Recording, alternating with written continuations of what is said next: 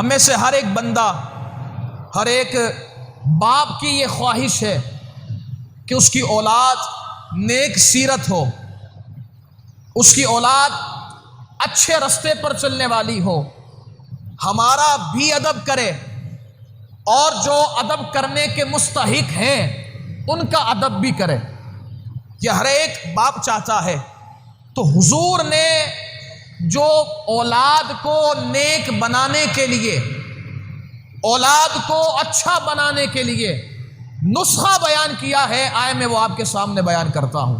جو چاہتا ہے اس کی اولاد نیک ہو، اس کو یاد کرے، یاد کرنے کے بعد پھر اس پر عمل کرے، اور پھر اگر عمل کرنے کے باوجود اولاد نیک نہ ہو تو میرا گریبان پکڑ لینا۔ یہ میں چیلنج کر رہا ہوں، کیوں؟ کیونکہ مجھے اپنی بات پر اعتماد نہیں، آمنہ کے لال کی بات پر اعتماد ہے۔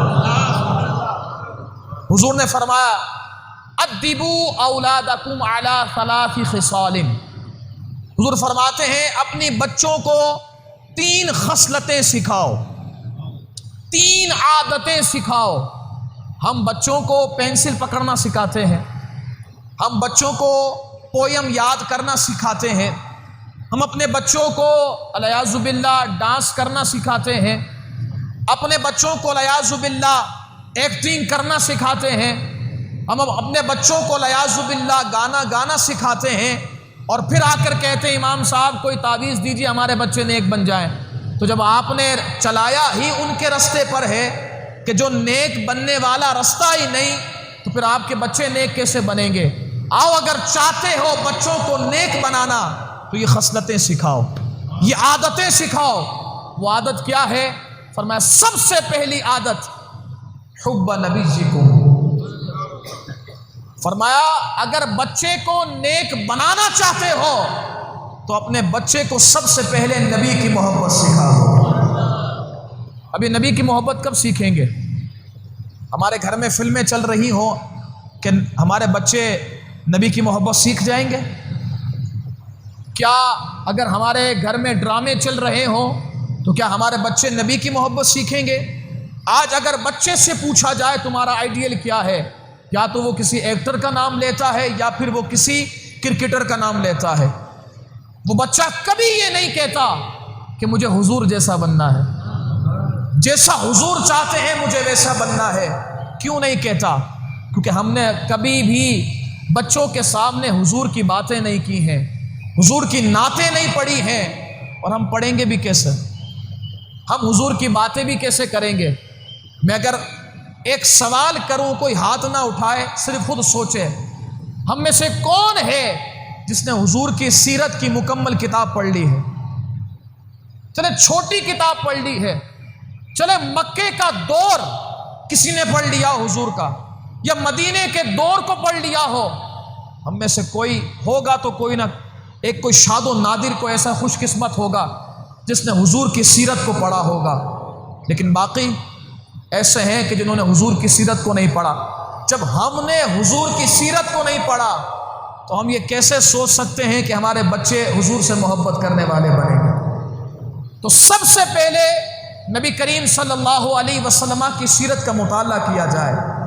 اور بچے کہیں نہیں بیٹھتے، دسترخوان پر تو بیٹھ جاتے ہیں نا، تو دسترخوان پر بیٹھ کر حضور کی باتیں کریں کہ میرے حضور اس طرح کھایا کرتے تھے، میرے حضور کا چہرہ انور اتنا پیارا تھا، میرے حضور کی داڑھی مبارک اتنی اعلیٰ تھی، میرے حضور سر پر کالا کالا امامہ باندھا کرتے تھے، میرے حضور سر پر وائٹ امامہ باندھا کرتے تھے۔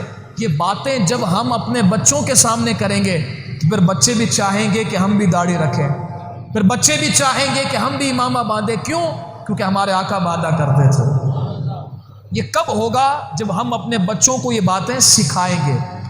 سب سے پہلی بات حب نبیکم، اپنے نبی کی محبت اپنے بچوں کو سکھاؤ۔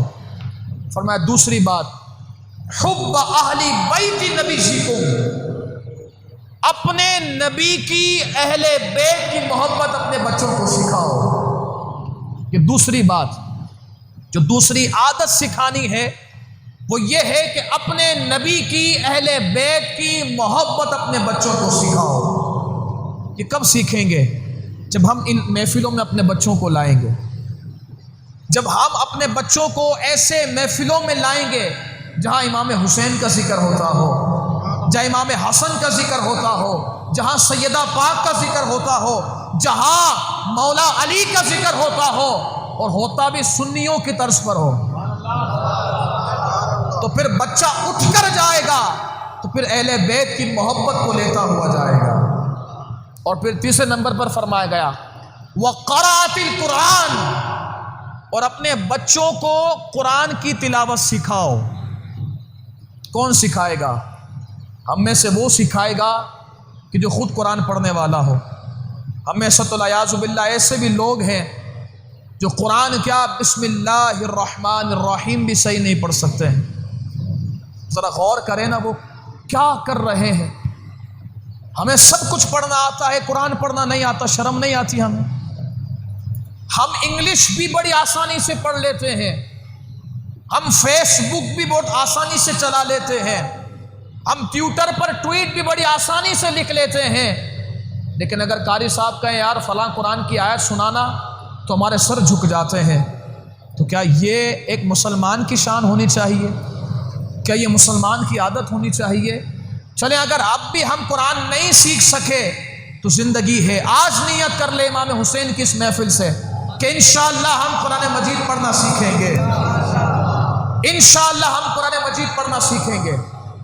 حضرات محترم، یہ تین چیزیں ایسی ہیں کہ اگر اپنے بچوں کو سکھا دی جائیں تو کتنی ہی تنگ و تیز ہوا کیوں نہ چل رہی ہو، کتنے ہی گمراہیت کے دور کیوں نہ چل رہا ہو، اگر بچہ یہ تین خصلتیں سیکھا ہوا ہوگا کبھی گمراہ نہیں ہو سکتا ہے، وہ کبھی بچہ راہ ہدایت راہ نجات سے کبھی ہٹ نہیں سکتا ہے۔ اب آئے میں یہاں پر ایک بڑا خوبصورت نقطہ آپ کے سامنے بیان کرتا ہوں۔ اس حدیث مبارکہ پر اگر تھوڑی سی توجہ ڈالیں اور غور کریں تو یہ حدیث مبارکہ میں تین چیزوں کا بیان ہے۔ پہلے نبی کی محبت، پھر اہل بیت کی محبت، پھر جا کر قرآن کی تلاوت۔ قرآن کی تلاوت کو پہلے کیوں نہیں رکھا گیا؟ سوال تو ذہن میں آتا ہے، قرآن کی تلاوت کو پہلے کیوں نہیں رکھا گیا؟